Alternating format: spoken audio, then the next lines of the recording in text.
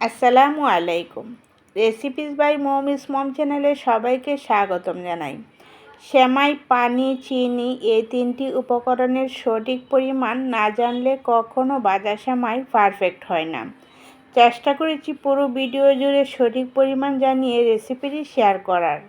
আশা করছি ভিডিওটা আপনাদের কাছে ভালো লাগবে। ভালো লেগে থাকলে একটা লাইক দিয়ে ভিডিওটি দেখে নেবেন আর আমাকে সাপোর্ট করার জন্য চ্যানেলটি সাবস্ক্রাইব করে রাখবেন। শুরুতে আমি 1 প্যাকেট এরকম লম্বা সেমাই নিয়েছি, পরিমাণে 200 গ্রাম, আর প্যাকেটে থাকা অবস্থায় ভেঙে নিচ্ছি যাতে ভাঙার পর ছড়িয়ে না যায়। আর সেমাইগুলো 2 থেকে 3 ইঞ্চি লম্বা করে ভেঙে নিচ্ছি। ভাজার পর আরও কিছুটা ভেঙে যাবে। এখন এটা সাইড করে রেখে দিয়েছি। চুলায় একটি প্যান বসিয়ে দিয়েছি 1/4 কাপ ঘি। আপনারা চাইলে এই রান্নাটা ঘি আর তেলের মিশ্রণেও করে নিতে পারেন। এখন দিয়ে দিচ্ছি 2 টেবিল চামচ কিশমিশ। এখন কিন্তু আমার চুলাটা একদম অফ আছে, এখনও চুলাটা আমি অন করি নাই। দিয়ে দিচ্ছি 2 টেবিল চামচ কাঠবাদাম কুচি। কাঠবাদামগুলো যদি আপনারা কুসুম গরম পানিতে 2 থেকে 3 মিনিট ভিজিয়ে রাখেন তাহলে দেখবেন খোসাগুলো খুব সুন্দর করে উঠে আসবে। দিয়ে দিচ্ছি 1/4 কাপ নারকেল কুড়া। দিয়ে দিচ্ছি 2-3 টুকরা দারুচিনি, 2টি তেজপাতা, 3টি এলাচ মুখ ফাটিয়ে।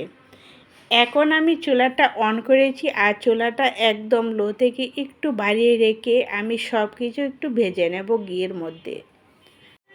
সব কিছু ভেজে নেওয়ার পর দেখবেন কিশমিশগুলো খুব সুন্দর করে গুল গুল করে ফুলে যাবে। তখনই বুঝতে পারবেন আপনার সব কিছু সুন্দর করে ভেজে নেওয়া হয়ে গিয়েছে, আর দেখবেন খুবই সুন্দর একটা স্মেল বের হবে। চুলাটা কিন্তু বাড়িয়ে রাখা যাবে না, এখন কিন্তু একদম লোতে রেখে সেমাইগুলো দিয়ে দিতে হবে।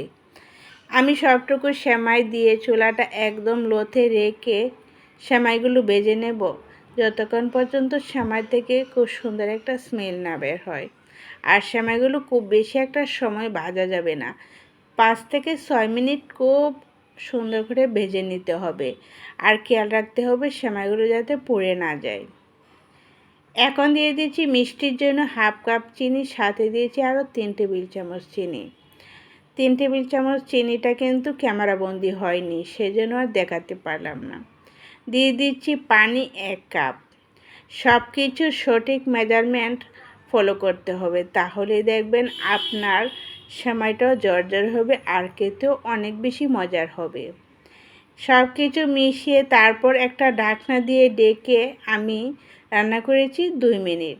2 মিনিটের ভিতরে দেখেন সেমাইটা খুব সুন্দর করে নেতিয়ে গেছে। এখন ঢাকনাটা উঠিয়ে সামান্য পরিমাণ লবণ দিয়েছি, মানে 1 চা চামচের 4 ভাগের 1 ভাগ লবণ দিয়েছি। লবণটা যাতে সেমাইয়ের সাথে ভালো করে মিশে যায় সেই জন্য আমি খুব ভালো করে সব কিছু একসাথে মিশিয়ে নিচ্ছি। আর মেশানোর কাজটা খুবই আলতোভাবে করতে হবে, না হলে সেমাইগুলো একদম ভেঙে গুঁড়া গুঁড়া হয়ে যাবে।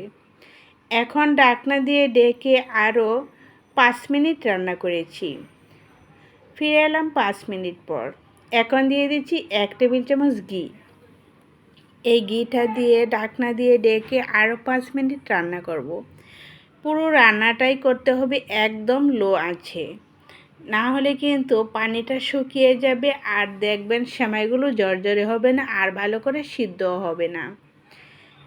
এখন কিন্তু আমি আর বেশি সময় রান্না করব না, মাঝে মধ্যে আমি 2-1 বার নাড়াচাড়া করে দিয়েছিলাম। এখন দেখেন সেমাইটা কতটা জর্জরে হয়ে গিয়েছে। এখন আবারও ঢাকনা দিয়ে ডেকে আমি 2 মিনিট রেখেছিলাম দমে। আর এখন দেখেন সেমাইটা কত বেশি জর্জরে হয়ে গিয়েছে, আর সেমাইয়ের গায়ে কিন্তু একদম পানি নেই।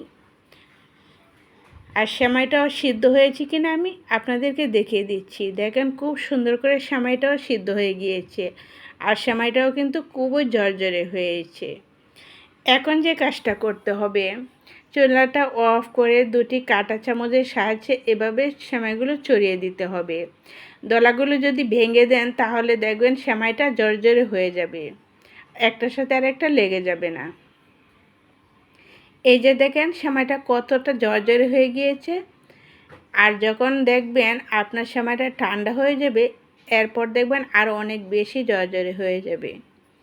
এখন আমি পরিবেশন করে আপনাদেরকে দেখাচ্ছি। দেখেন মাশাআল্লাহ, আমার আজকের সেমাইটা যে এত সুন্দরভাবে তৈরি হয়েছে, যদি একবার তৈরি করেন এই ঈদে কে সবাই প্রশংসা করবে। আর এই সেমাইটা খেতেও কিন্তু অনেক বেশি মজার। আজ তাহলে এই পর্যন্তই। আল্লাহ হাফেজ।